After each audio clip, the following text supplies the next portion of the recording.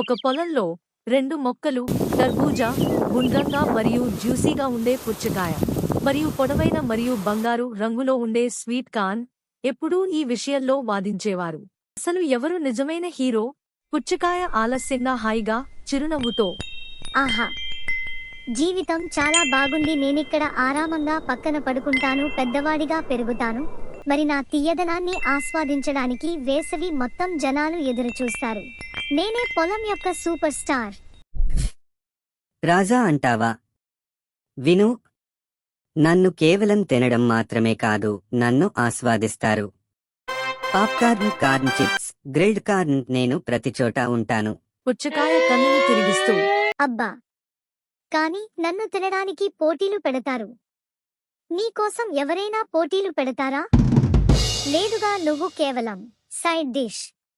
Sweet corn అకస్మాత్తుగా ఊపిరి బిగబట్టి కోపంతో, ఎంత ధైర్యం! నా పాప్కార్న్ లేదు అంటే సినిమా థియేటర్ ఏవీ లేవు.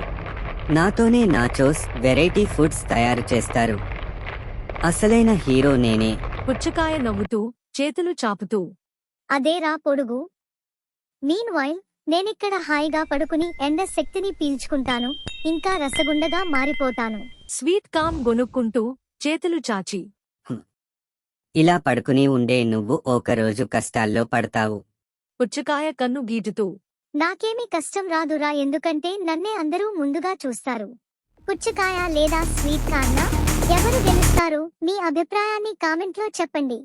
ఇంకా ఇలాంటి ఫన్నీ వీడియోస్ కోసం ప్లీజ్ సబ్స్క్రైబ్ చేసి నాకు సపోర్ట్ చేయండి.